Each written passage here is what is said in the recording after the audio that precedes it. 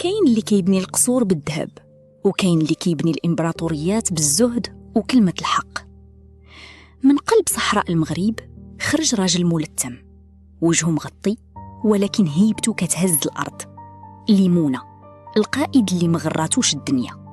كان كيعيش عيشة الدراويش، ولكن كلمته كانت كتهز عروش ملوك الروم. ملي بكات الأندلس وضاع فيها الأمان، نادى ملوكها بواع عتقونا.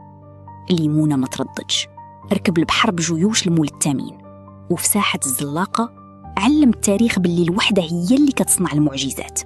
حطم غرور التفاحة ورجع للأندلس كرامتها.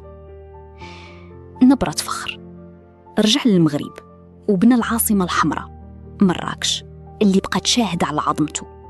ما كانش كيقلب على تاج، بل كان كيهمه غير يجمع شمل المسلمين من السنغال حتى لشمال الأندلس.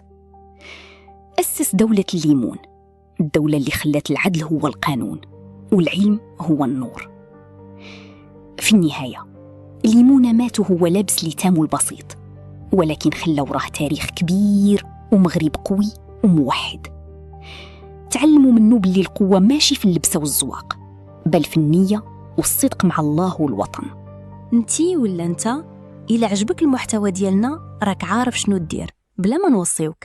شكرا حيت بقيتي لآخر الفيديو.